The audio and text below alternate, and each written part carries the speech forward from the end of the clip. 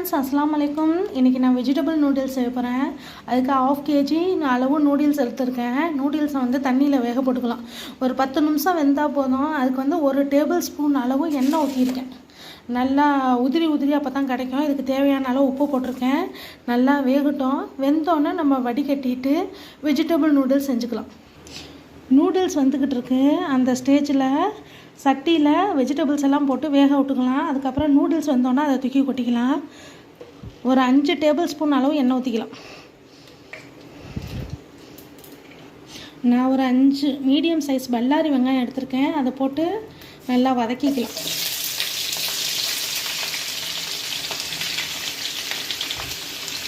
வெங்காயத்தை நல்லா கண்ணாடியாக மாறுற அளவு வதக்கிக்கலாம். இந்த அளவு வதங்கினா போதும். இதில் ஒரு 2 டேபிள் ஸ்பூன் அளவு இஞ்சி பூண்டு பேஸ்ட் போட்டுக்கலாம். போட்டு நல்லா வதக்கிக்கலாம். பச்சை வாசனை போகிற அளவு வதக்கணும். வதக்கிட்டு இஞ்சி பூண்டு பேஸ்ட்டு நல்லா வதங்கிடுச்சு. இதில் ஒரு மீடியம் சைஸ் தக்காளி 3 தக்காளி எடுத்திருக்கேன். அதையும் போட்டு நல்லா வதக்கிக்கலாம். 4 பச்சை மிளகாய் இந்த மாதிரி கீரி சேர்த்துருக்கேன். அதையும் போட்டு நல்லா வதக்கிக்கலாம். இந்த ஸ்டேஜில் நூடுல்ஸ் நல்லா வெந்துருச்சு, வடிகட்டிக்கலாம். இந்த ஸ்டேஜில் 1/4 கிலோ பீன்ஸு, 1/4 கிலோ கேரட்டு நல்லா இந்த மாதிரி சைஸில் வெட்டி வச்சுருக்கேன். அதை போட்டுக்கலாம்.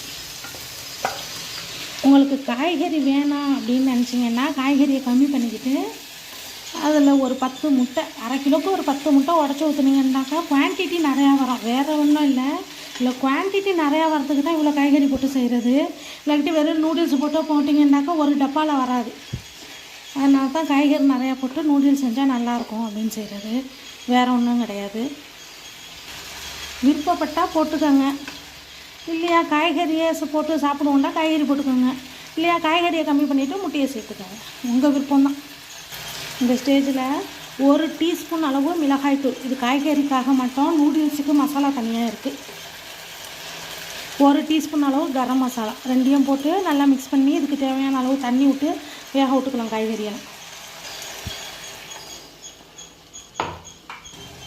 நூடுல்ஸ்க்கு தனியாக உப்பு போட்டு வேக விட்டாச்சு. இப்போ இந்த காய்கறிக்கு மட்டும் தேவையான அளவு உப்பு போட்டு வைக்கலாம். போட்டு வேக விட்டுக்கலாம்.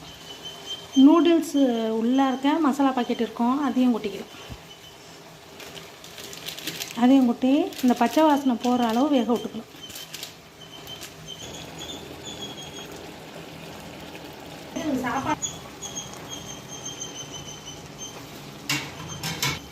இந்த அளவு தண்ணி இருக்கணும்.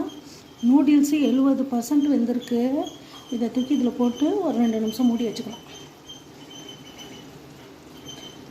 வடிகட்டினோடனே கொஞ்சோண்டு பச்சை தண்ணியை ஊற்றி நல்லா இதுன்றுங்க. இல்லாட்டி எல்லாம் ஒன்றோட ஒன்று ஒட்டிக்கிட்டோம்.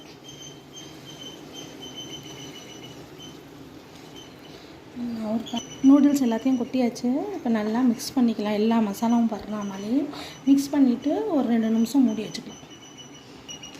நல்லா மிக்ஸ் பண்ணியாச்சு. இப்போ மேலே வரணும் கொஞ்சமாக கொத்தமல்லி தழை போட்டுக்கலாம்.